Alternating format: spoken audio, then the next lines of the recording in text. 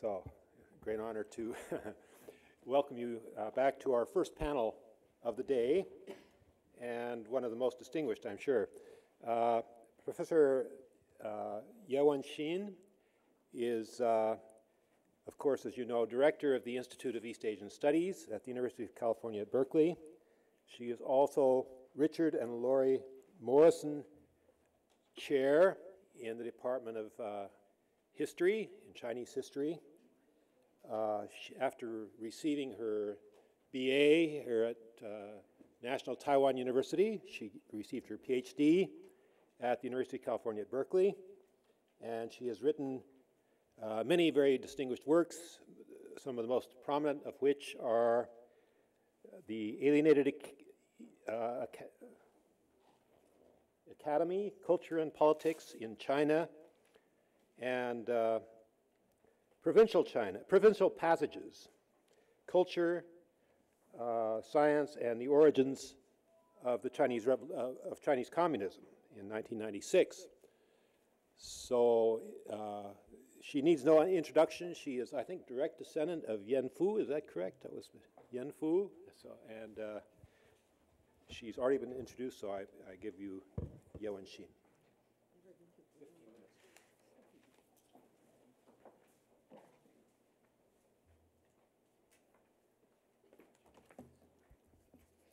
Thank you, Lau, and my apologies to the audience. Given the way that this conference has been organized, I'm afraid that by noon you'd suffer a certain fatigue about an overexposure to my voice. But anyway, so here we go. So I get my chance to try my ideas on you. Now, as a historian, of course, I am keenly interested in the way that history gets written on Taiwan, about the history of Taiwan, and I argue that it's in the rewriting of its past that Taiwan envisions its future. So to my fellow historians, I thought I'd try this little test, namely that historians of Taiwan have used a variety of strategies to place the island in history. And in the choice of these placements, of course, narrative positions are determined and narrative consequences follow. So, for instance, the significance of Taiwan, that is, as you try to place Taiwan and its place in the sun, on the map, in history, the significance of Taiwan can be derived from its natural geography as an island, from its status as a frontier for Han migrants, from its Sinicization under Qing imperial institutions, from its experience as a Japanese colony, a nationalist base, a developed economy, an emerging democracy, etc. Each choice in placement opens up a unique set of narrative consequences or connections. So my paper argues that historiographical differences between a traditional and a revisionist approach in recent historiographical research on Taiwan centers upon a difference in their assessments of the nature of Taiwan's relationship with the mainland. While an established school of history, which is continental in nature or in orientation, accepts Taiwan's place on the margins of the Chinese continent, an emerging revisionist historiography, which is maritime in emphasis, seeks to place Taiwan at the center of its own universe. A variety of strategies have been deployed as the revisionists advance their vision. So my paper offers a brief examination of the divisions between these two different historical or historiographical approaches and centers upon three moments in Taiwan's history. The first one being the Zheng regime in the 17th century, the second one, the Han migration under the Qing, and the third one, the nationalist period in the 20th century. Now, of course, it's well known. The name that convincingly launched Chinese history, that is Chinese history, on Taiwan was that of Zheng Chenggong in the 17th century. Yet the man whose memorial shrines dot southern Taiwan landscape actually only spent about 14 months of his entire 39-year life on Taiwan. Zheng Chenggong led a force of over 10,000 men across the Taiwan Strait in a fleet of junks. He laid siege against Dutch India Company garrisons in Zealandia, and he successfully forced the Dutch to surrender. Now, Dutch surrender concluded European presence on Taiwan and opening the gate for more Chinese migrations to come to Taiwan from the mainland. Now, even as Zheng Chenggong's forces took southern Taiwan, the regime attempted actually to maintain its home base in Xiamen and Jinmen across the Taiwan Strait. The maritime operations of the Zheng regime straddled the Ming-Qing transition of 1644 on the Chinese mainland. And at the same time, the Zheng fleet operated in the contested early modern world of commercial capitalism, in which rival traders, sailors, soldiers, missionaries, and colonial officers of multiple European nations, including Dutch, Portuguese, Spanish, and English, competed against each other, as well as the Chinese and the Japanese, for profits and strategic advantage in East Asian waters. So, given all of that, conventional historiography tends to place the Zheng regime, or has consistently placed the Zheng regime in the context of its connections with the anti-Qing forces in the Ming-Qing transitions. Zheng Chenggong, in that context, was memorialized and celebrated for his resistance of the Manchus, his loyalty to the last Ming rulers, and his regime's refusal to trade the loss of his Ming identity for peace with the Manchu dynasty. Taiwan in the 17th century thus functions in that historiography in parallel to its mid-20th century history as a base for war and resistance against the rulers in Beijing.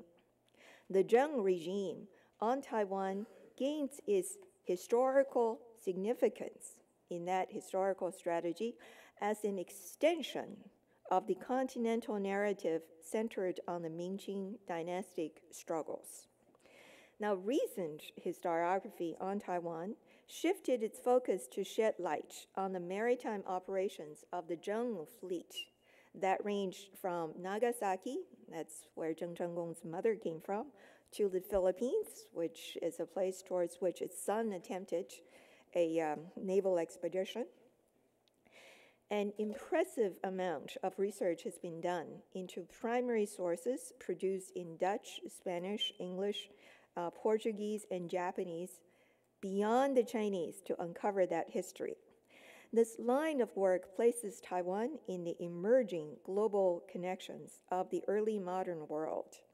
Taiwan lends itself to this connection thanks not to what it derives through the activities of the historical actors from the history of the Chinese continent, but rather it's to its geographical location in the shipping channels and ports that connect the oceans and the islands. This maritime placement of Taiwan leads to the development of a narrative that privileges the mercantile over the political nature of the Zheng regime. It connects Taiwan to the Chinese mainland in the movement of goods and people, without, of course, reducing the significance of the Taiwanese story to that of continental politics and ideology. So that's my example number one of the divergence between a continental versus an emerging maritime approach to the history of Taiwan. Now let's move on to the second point. With the Qing conquest of Taiwan, the island came under Chinese-style bureaucratic system.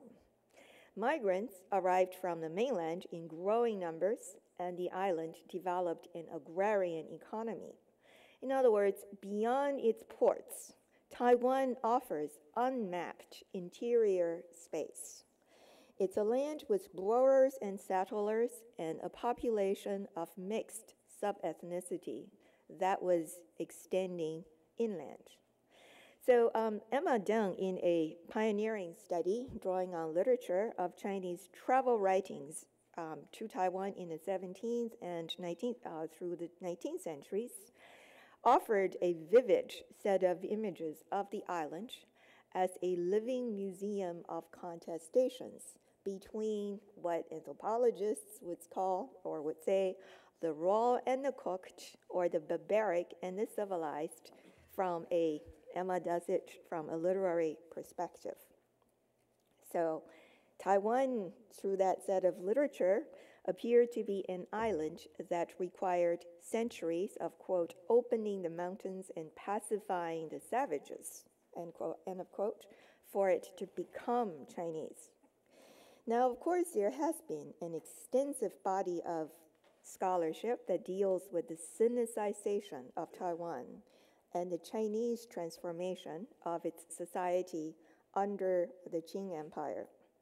So within a matter of generations, the early migrants from the mainland realigned their ancestral worship away from the lines left behind on the mainland to the new lineage reestablished on Taiwan. They built temples for local deities. Their communal mobilization for this worship affirmed a connection with the settled land, and which in turn gave rise to an indigenized sense of local identity. Now, scholarly works authored by PRC scholars, sometimes based in Xiamen in recent decades, would characteristically go from this point to emphasize that how migrant settlers in Taiwan continued throughout the centuries to this day, not only to perpetuate or to continue the norms and practices that bridged the strait, but also the genealogical affinity and the historical memories of home, sweet home left behind on the continent. Now, of course, on Taiwan itself, a revisionist line of research offers close empirical examination, instead, of this ceaseless flow of goods and people across the Taiwan Strait and the economic dynamics that powered that migrant flow. This scholarship suggests that there were seasonal workers as well as stowaways in the many passages across the strait. In other words, not everyone had come to Taiwan to settle, nor that all who arrived intended to stay. Patterns of migration and cross-strait passage were subjected, furthermore, to the regulating power of the state. An impressive amount of empirical research has detailed the volume of trade across the strait, the inventory of goods exchanged, the shipping routes that were followed, the number of permits issued on legal passages, the comings and goings of the seasonal workers, and the role of the Qing and the Japanese states, respectively, in their intervention in these flows. So, by banning the import of firearms and imposing disease control of Chinese travelers, Japanese imperial authority succeeded in reducing the cross-strait flow to a mere trickle of its former volume within a matter of only a few years after the Japanese occupation of Taiwan. Japan imposed regulatory requirements on the import of preserved pork meat from China, saying that dead pork It's not supposed to, dead pigs were not supposed to be turned into materials for preserved meat. It's a line of argument that should sound familiar to all of us. So the Japanese authorities imposed ban on that kind of import. It also introduced new technology to the raising of pigs or pig farms and the production of pork on Taiwan itself. In other words, all the science and technology. So preserved meat produced on Taiwan, of course, cost a little bit more. But then, thanks to its higher price and superior hygienic quality, it found an export market in British Hong Kong rather than China. So a Japanese requirement of an entry permit for people coming from China, and then also a permit with a fee attached to it, also dramatically reduced the number of seasonal Fujianese tea workers who used to cross the strait in late spring to work on Taiwan tea farms. The connections between people and goods across the strait, far from tales of undying ancestral worship and mainland nostalgia, in other words, have been events of ongoing negotiations on economic terms and susceptible to the changing dynamics of manufacturing and the actions of the state. Now, of course, with Taiwan orienting itself away from trade vis-a-vis China under the Japanese Empire, it emerged at the same time as the center of a maritime-centered commercial base. Its tea export to the United States, for instance, is well known to anthropologists, historians, and all drinkers of tea. And early anthropological work, for instance, Professor Steve Harrell's work on Plowshare Village offers the picture of a northern Taiwan village that was the most commercialized place one could possibly imagine in the 20th century on the northern end of Taiwan. So, as is well known, well, as I move on to the next episode, namely the nationalist period, cross-strait trade, travel, shipping, and communication came to a complete halt by after 1949. And the two sides diverged, or the history that they shared during the Civil War diverged, with one side orienting towards the Soviet bloc and the other side the Western bloc.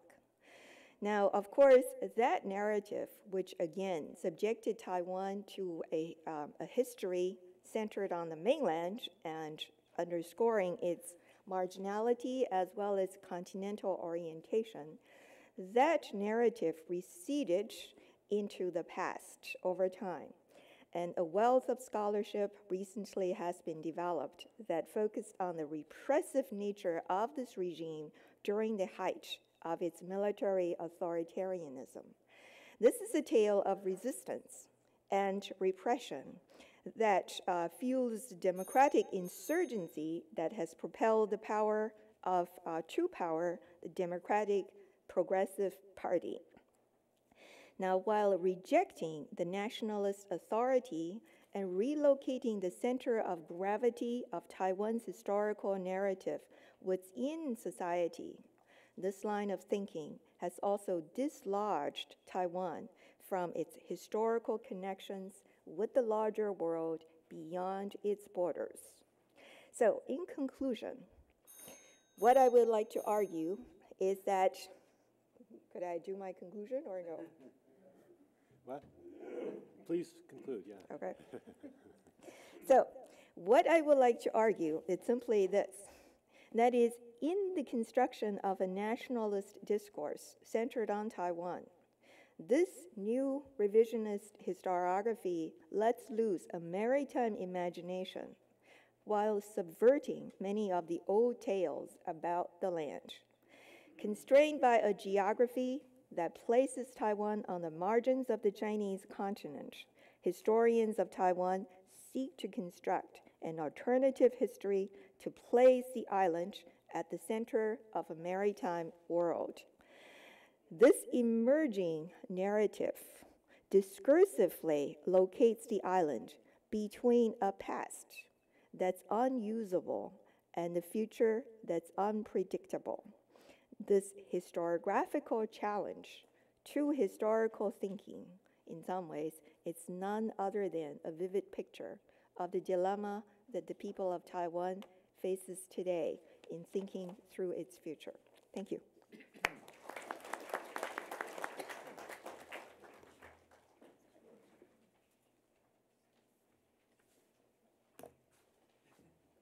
Thank you very much. Time is indeed a ruthless master. It knows no fascinating discussion. We will save questions for later. Please write them down so that we can bring them up. We hope to have plenty of time or some time for discussion. Our second speaker on the topic cross-strait relations as local politics is Professor Michael Soni, professor of history at Harvard, who previously taught as the John Loeb Associate Professor of Humanities at the University of Toronto, before that at McGill University, also taught at National Taiwan University for briefly. Studied at Taiwan National University.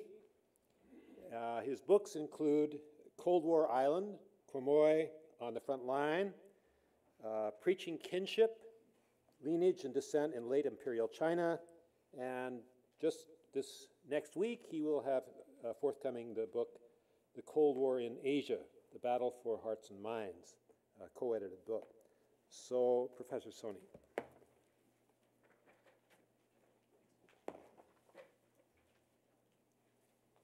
Thank you very much. Good morning. In his introductory remarks, WEN-HSIN noted that in Taiwan, cross-straits relations is often thought of as a political issue, and one of the goals of this conference, perhaps the paramount goal of this conference, is to bring together different views, different ways of looking at cross-straits relations. WEN-HSIN has, I think, given us one way of looking at the issue, which is as a historiographical one. My approach is rather different. My paper proposes to look at cross-straits relations as a local issue. The case study, the locality that I study is Jinmen, or Quemoy. I'm not going to, if I speak to American audiences, I have to put up a PowerPoint and talk a little about the history. I don't think I need to do that here, except to say that following from WEN-HSIN's opening remarks at the beginning of the conference, if Taiwan was on the front line of international contestations during the 1950s to 1970s, Jinmen was the front line of the front line. And this had considerable cost to social development, political development, and economic development on the island, as my work and also the work of Professor Chi-Chang Hui, who is also here today, has shown. Since the establishment of the mini three links in 2001, cross-straits relations and cross-straits interaction have become truly a part of everyday life for the people of Jinmen.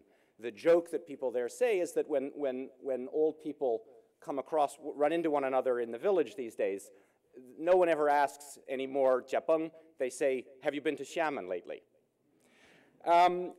The interest in my paper, or in this project, is in the relationship between the geopolitical connections across the Taiwan Straits and the ordinary or everyday politics of the people who live within that geopolitical framework. I feel, given the nature of our host, although he has made a gesture towards cross-disciplinarity, I feel I do need to say something about my approach, because it's very much that of a social historian who is interested in local society and how local society operates, rather than a political scientist who is using a case study in order to generalize into a theory. Having said that, I think that there are reasons to think that it may be instructive to think about Jinmen as a way of thinking about Taiwan in the future, given that given the relative intensity of daily cross-straits interaction on Jinmen and the increasing intensity of cross-straits relations on Taiwan as well. So I'm using Jinmen here, and I think this was a formulation that I think Thomas Gold gave me at our last workshop. I'm thinking of Jinmen as not representative, but perhaps emblematic. All right. The larger project, which I will contribute to our volume, is, as I said, about everyday politics and its interaction with geopolitics. Because of the limitations of time, I'm going to choose a sort of a more narrow aspect to talk about today, which is to look at how intensifying cross-straits interactions shapes local politics or regional politics narrowly defined. And it occurred to me, this isn't actually in the paper because it only occurred to me on the long flight over, that you can sum up the position of my paper by paraphrasing a famous old saying by the great American politician Tip O'Neill, who died in the 1990s. The basic argument I'm making in this paper is that all politics is cross-straits politics. Tip O'Neill, of course, said that all politics is local politics. That's the saw that he's known for. What do I mean by all politics? So I'll lay out a couple of propositions to flesh out that notion, and then in whatever time remains, I'll provide some examples from current events in Jinmen to support that. And if I run out of time, at least I'll have got the main ideas across to you. All politics is cross-strait politics because the current state of cross-straits relations shapes and often defines the available political options. Secondly, because all political decision-making, and here I'm talking about local decision-making within the county government, between the county government and the local population, and between the county government and the central government. All political decisions must take the implications of that decision for cross-straits relations into account. And the third, and I find actually the most interesting one, and this is probably where I will develop the paper most, it is invariably in someone's interest to present any political decision as a cross-straits decision. To give you one very clear example of this, well, why do I say this? First of all, a little bit of elaboration. Local actors, the people who are involved in politics, try to make local issues, try to make the issues that matter to them into cross-straits issues in order to gain traction for their position with the central government, the media, popular opinion, either on Jinmen or in Taiwan, or increasingly on the mainland, or authorities on the mainland. So local actors have strong reasons to try and present the issues that they're engaged in as cross-straits issues, as a way of making these issues important to other actors. I'll give just a couple of examples of what I'm talking about here. The two best examples that I could think of, they're mentioned elsewhere in the paper, have to do with trade and basically trade rules. The export of livestock from Jinmen, sorry, export is probably the wrong word, the transfer of livestock from Jinmen to Taiwan has been seriously restricted over the last decade or so.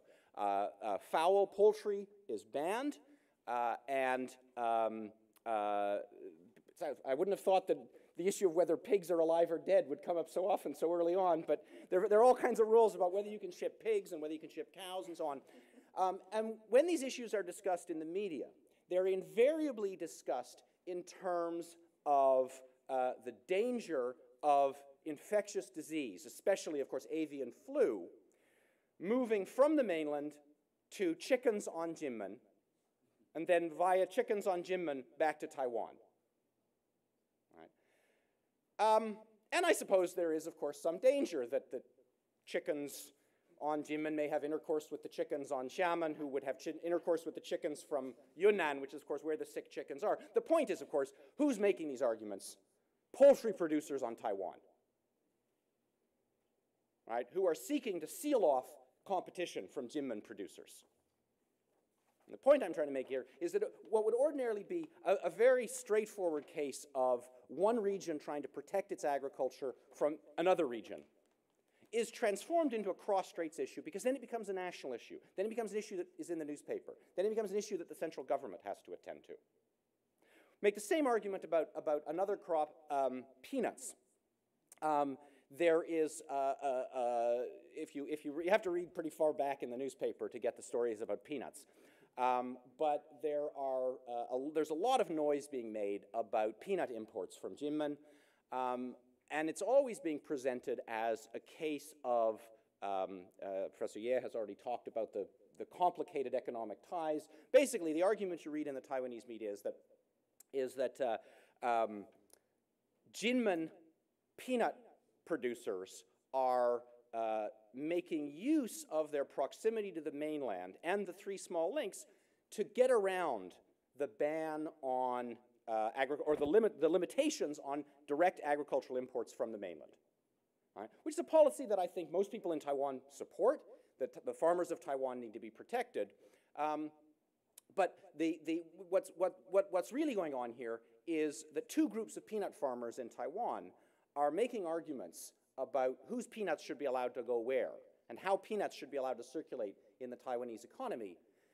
But in order to make this an issue that anyone else cares about, it's being turned into a cross-straits issue. It's turned into an issue of the larger issue of protecting Taiwan from mainland competition. The main case that I look at actually in the paper itself is the debates over building a casino in Jinmen. I'll just say one or two words about that. This is probably the central issue in Jinmen politics over the last few years, certainly since the beginning of last year with the passing of the Offshore Islands Development Act, which legalizes construction of casinos on the offshore islands. The point that I want to make here is that all of the participants, without exception, all of the participants in this debate frame the debate in terms of larger cross-straits relations. So the county government, which is a big backer of the casino plan, almost never says we should build a casino on Jinmen because basically we'd like to make more money. It's always framed in terms of a positive development for cross-straits peace. That the casino project will bring mainlanders in much larger numbers to Taiwan, where they will, or to Jinmen at least, where they will see and appreciate the strengths of Taiwan and the strengths of Taiwan's democracy, and then they'll go back to the mainland and tell Hu Jintao not to invade. The proponents of the casino project on Taiwan argue that the casino is I'm of course paraphrasing. All of my summaries of these arguments are paraphrased, but they're pretty accurate, I think. The proponents of the casino plan on Taiwan say that this is a way to basically bring money into the country. You mentioned the outward investment.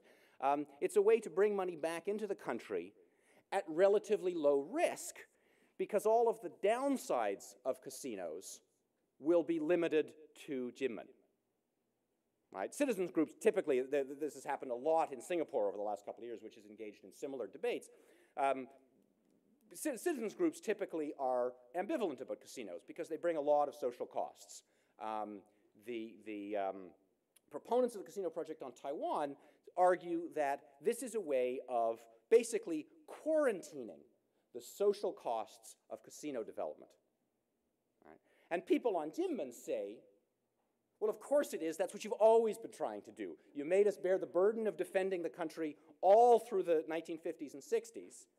And this is just one more way in which Taiwan forces Jinmen to bear the costs and the burdens of the complicated cross-straits relations. Some local people say that the casino may help cross-straits relations, but it won't actually help us, right? It will just lead to more gambling addiction and alcoholism. The international casino organizations will invest. They'll bring in low-cost labor from the mainland, and we won't get anything out of it. So even those who want to argue that the casino issue is not a cross-straits issue, it's purely a local economic development issue, are forced to confront the issue of the implications for cross-straits relations. I feel I'm running out of time, so I'm going to just make one other example of the way in which all politics is cross-straits politics. Domestic power relations, the relationship between different entities within the Taiwanese state, are profoundly reshaped by the cross-straits issue on Jinmen. There was an interesting story in August of this year about the first cross-straits swim. There was this giant swim. Well, many people swam across the straits. It was basically a tourism promotion gesture. In the backdrop to that was a big argument between the county government and the Ministry of National Defense. And the county government was basically arguing that certain areas that had been mined or that had been where there were defense installations had to be cleared in order that the swim could go on, in order that tourism on Jinmen could be promoted, in order that there could be peace across the Taiwan Straits. And the Ministry of National Defense said, well, that's all well and good, but our job actually is to defend Taiwan.